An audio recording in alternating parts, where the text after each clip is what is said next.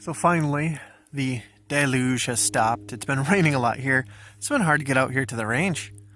By the way, this is part two of our 10-shot load development, where actually we're up to a grand total of, let's see, I got 30 shots here.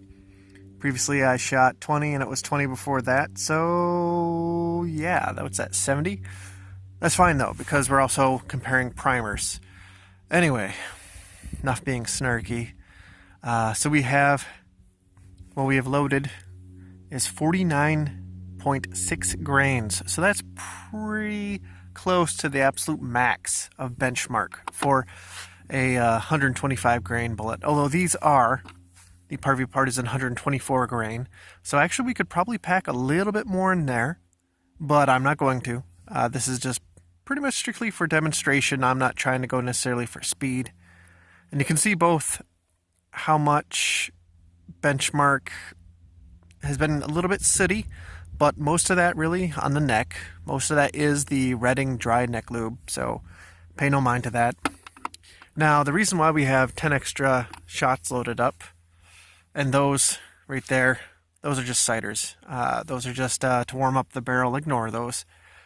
Anyway, you might not be able to tell too well, but these are neck turned right there. I want to see how much of an effect that has on it. But this is all still Nosler brass. And one thing I also want to note, much to Nosler's credit, I only had to shave off about 0.02 for it to be even all the way around. So I think the grand total for the neck thickness, I want to say it's 14 thousandths. I'll have to check my notes. But for now, just take my word for it. But I definitely remember I only had to shave about 0.02 off, which is very impressive, mind you. Nosler is not the top tier, but it still is really good brass, and I've been really happy with it so far. Anyway, so in case you forgot, because this is part two, this is Winchester match primers and also Remington primers. So we're going to see how well they do. And this is going to be 46 grains across, 49.6 grains across the board. So we're going to chrono them, and then we're going to see how well they group. Let's get to it. Okay, so I just finished firing the Winchester primers, and I'm going to show you the standard and then the neck-turned brass. So give me one moment.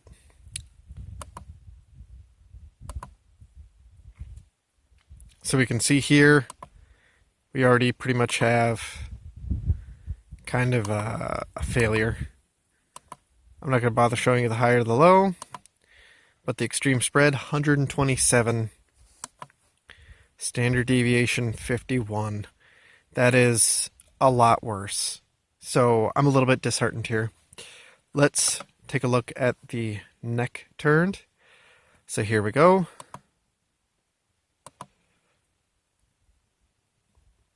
What's going on here?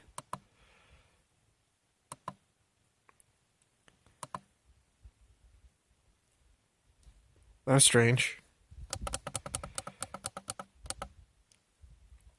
Okay, so we're going to look at the neck turned brass numbers. So here we go, 81, 28, 61.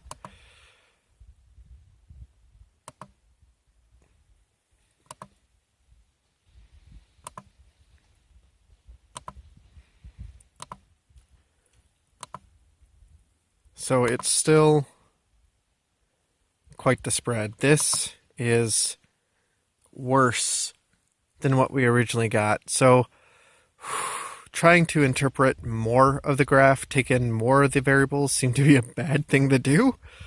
But that's a preliminary hypothesis. We still have yet to try the Remington primers. They might save the day. We'll find out. But I'm willing to say that it's my inexperience with interpreting the data that we got. However, the one thing I take heart in is that the first time we did a chronograph test, first time we were confirming, is that we did have a tighter standard deviation than this time around. This time around, we took a little bit of a chance. We saw on the curve that things should be a little bit closer together. I'm sorry, they're not going to be as close together, but they're still going to be fairly close together. And we see here that seems to be the case. It's not as tight as standard deviations as before. With the neck turned brass, it turned out to be only slightly worse, but still worse. But really, that's just the best case scenario of interpretation. What happened with the normal brass, which is what we used last time, a non-neck turned brass? How come the standard deviation was more around 25? Anyway, so let's test the other ones, and we also have to see how they shoot. Okay, so here's Remington.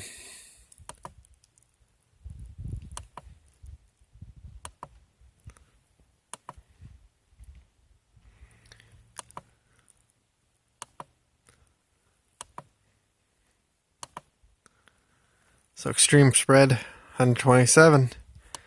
Standard deviation, 57. Remington with neck turned brass.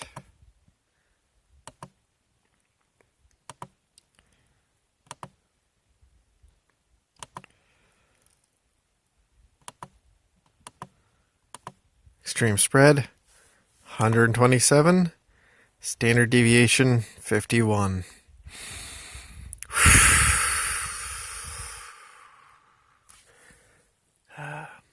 I guess the only thing left is just to see how well they do in terms of accuracy. I feel defeated. So I earnestly don't see a fifth bullet hole.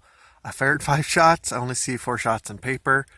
It could be one of these other ones, but honestly, I don't know for sure. I would like to say there's an overlapping one there, but I can't say for sure. Anyway, this was the Winchester match, and that's actually a pretty good group, and I hate that. Here we go. So here's Remington primers, and this is a far better group. And hey, look, we actually have 5 shots on the paper. So even with this flyer, that's not too much more accurate than the lower charge, but that still is a much more acceptable group. So, of course, it has to be completely opposite than what it has to be. But you know what? That's some of the wonders of reloading.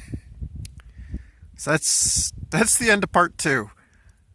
Thank you for joining me on this magical journey.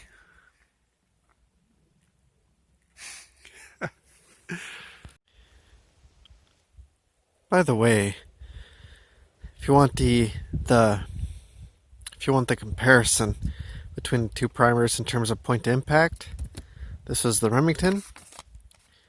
Those 4 right there, or maybe there's a hidden 5th, still not sure, but those are the Winchester match. So you can see it's definitely a point of impact shift to the left. Let's see.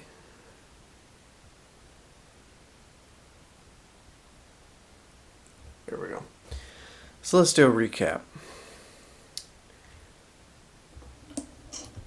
I've been experimenting with the 10-shot load development, which didn't go exactly as I would have liked.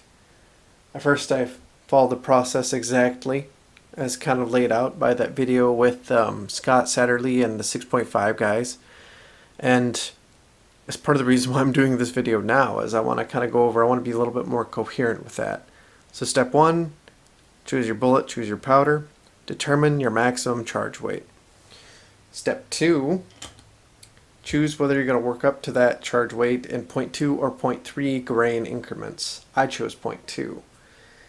From there, you load up your 10 shots, you take them out to the range, and you fire them over your chronograph or through your chronograph, whatever type of chronograph you may have.